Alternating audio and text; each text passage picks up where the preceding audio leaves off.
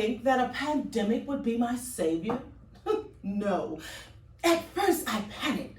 The feelings of being trapped intensified for Julian, my stepson, too. He was nursing his first broken heart in time for his high school graduation.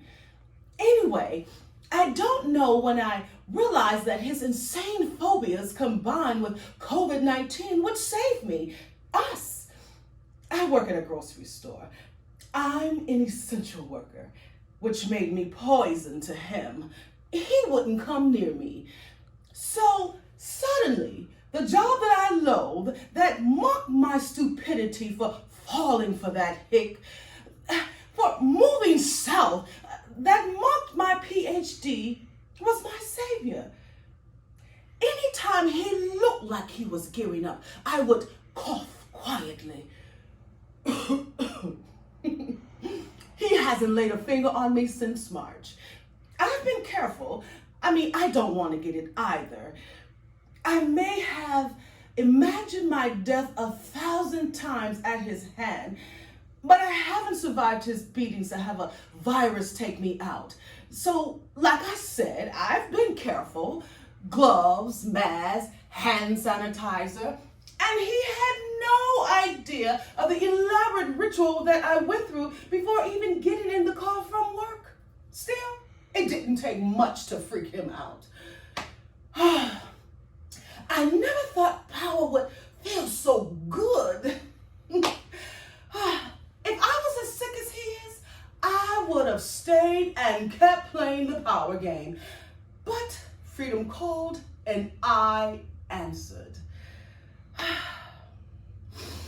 It's been a day and a half of freedom. It's a little later than I hoped to be arriving in Brooklyn, to be arriving at Mom's. With each smile, the churning in my stomach increased. No matter how long Mom yells and rants, I just want to be held, and most of all, to smell her. The smell of her kitchen and the scent of her home. That smell will heal me. Before it got physical, it was, screaming, yelling, verbal abuse. I used to scream at him, "If you don't want any part of me, then why did you marry me?" And he used to start shaking his head and start screaming, "I don't fucking know. You bewitched me. You a witch with your fancy. The things you said, I believed you." I never lied. What are you talking about? Then one day, when I pushed and literally went towards him with nothing in my hands, just towards him, he swung. And that was it. Knockdown. I later found out that he came from this. When both parents are dead, why would I think that his father murdered his mother, or that his father drunk himself to death? And why would I think that Julian's mother ran away for this same reason when she's presented as an unfit mother? So I disappeared. Emotionally, I couldn't leave Julian. We've crossed the Brooklyn Bridge, and I'm navigating through the streets. We pull up in front of her house, finally. I take a breath. Julian squeezes my hand. "Mom, let's go." He needs her just as much as I do. We put on our mask. I know she'll tell me to take it off, but still. I'm out of the car and up the stairs in no time. Julian on my heels. My skin is tingling in anticipation of a loving touch. I slip the key into the lock effortlessly. But the minute the door fails to creak as it opens, I catch my breath. My eyes dart around the entrance hall. Colors are not right. Pictures are gone. Mom's not here.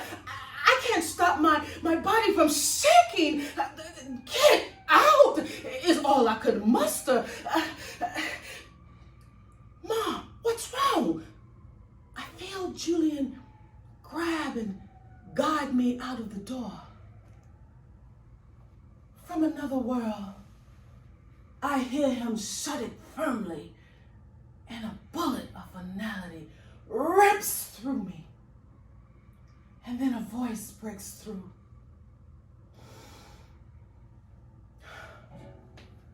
Bella, Viola, is that you?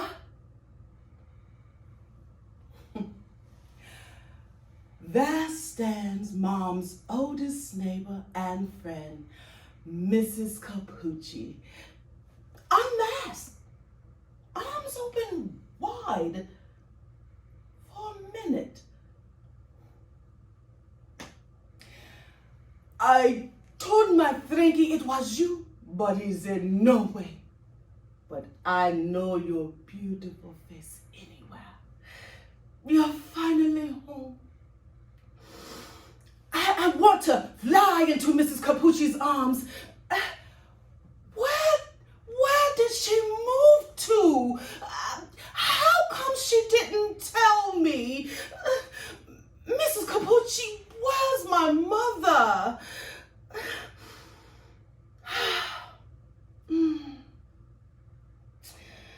Oh, Bella, sweet Bella, how could you not know? Your precious mother, she left this earth 4.5 months ago. It got her. Oh, may she rest in peace. As she says it, Mrs. Capucci tries to make the sign of the cross, but I won't let her know. If she finishes that cross, my mom's dead.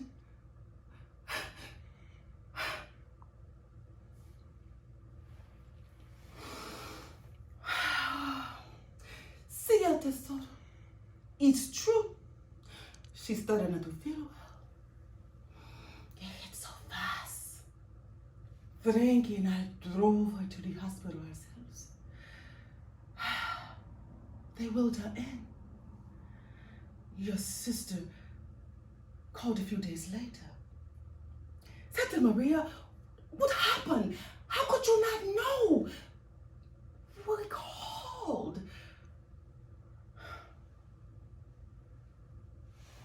They called?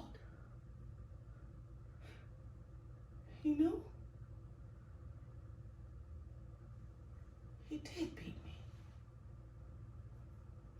It never stopped. From 1,100 miles, he and an unlikely buddy